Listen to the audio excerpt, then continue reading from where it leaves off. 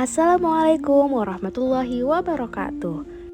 Kami dari kelompok 3 yang beranggotakan Laili, Halimah, Erma, Feni, dan Armi.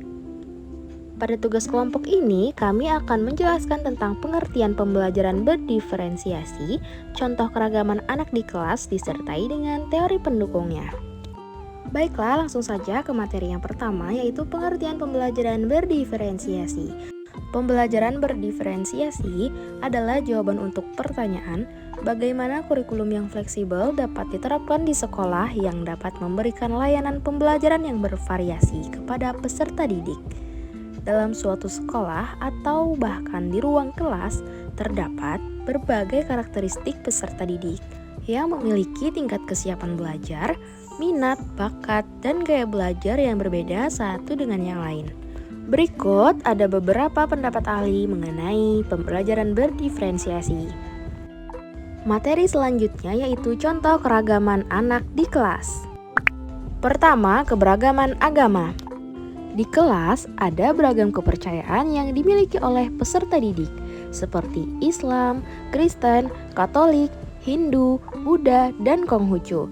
Peserta dari berbagai agama biasanya mengikuti kegiatan keagamaan sesuai dengan agama masing-masing.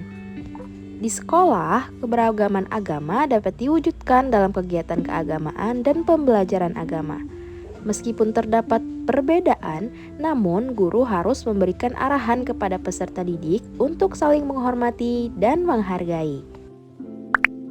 Yang kedua, keberagaman budaya. Setiap peserta didik memiliki latar belakang budaya yang berbeda-beda, seperti adat istiadat, bahasa, makanan, pakaian, dan lain-lain. Keberagaman budaya di sekolah dapat dilihat dari kegiatan atau acara yang diadakan, seperti perayaan hari raya, adat istiadat, dan kegiatan lainnya. Yang ketiga, keberagaman suku. Di Indonesia, terdapat banyak suku dengan budaya dan adat istiadat yang berbeda-beda. Kehadiran peserta didik dari berbagai suku ini membuat sekolah menjadi tempat yang penuh dengan keberagaman suku. Peserta didik dapat belajar tentang keberagaman suku dan menerima perbedaan antar suku di sekolah. Yang keempat, keragaman bahasa. Indonesia memiliki lebih dari 700 bahasa daerah yang berbeda-beda. Di sekolah, keragaman bahasa dapat ditemukan dalam percakapan antar peserta didik, bahasa daerah yang digunakan dalam kegiatan, atau pelajaran bahasa daerah yang diajarkan di sekolah. Yang kelima, keberagaman gender. Keberagaman gender di sekolah terkait dengan perbedaan laki-laki dan perempuan. Peserta didik dapat belajar untuk menghargai perbedaan gender dan menerima perbedaan antara laki-laki dan perempuan dalam lingkungan sekolah.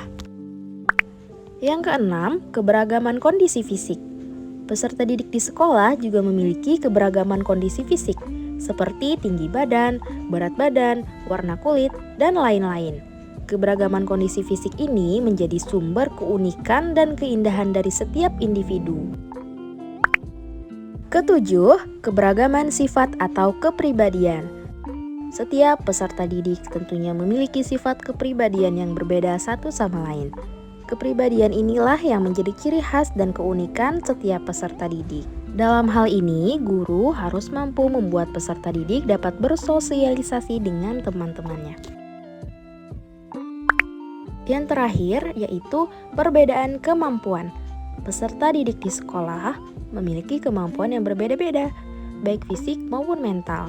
Oleh karena itu, peserta didik perlu memahami perbedaan kemampuan belajar untuk menghargai dan memperlakukan teman sekelas dengan cara yang sama, terlepas dari perbedaan kemampuan mereka.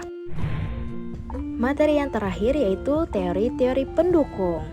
Yang pertama ada teori sistem ekologi. Teori ini merupakan teori yang menekankan pada pengaruh lingkungan dalam perkembangan setiap individu. Teori yang kedua yaitu multiple intelligence. Dalam bahasa Indonesia diterjemahkan sebagai kecerdasan majemuk atau kecerdasan ganda. Teori yang ketiga yaitu teori zone of proximal development. Teori ini membebankan kepada interaksi sosial anak yang akan mempermudah perkembangannya.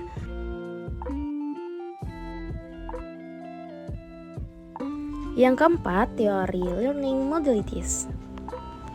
Teori ini biasa dikenal sebagai cara interaksi individu dengan sistem pesan atau rangsangan.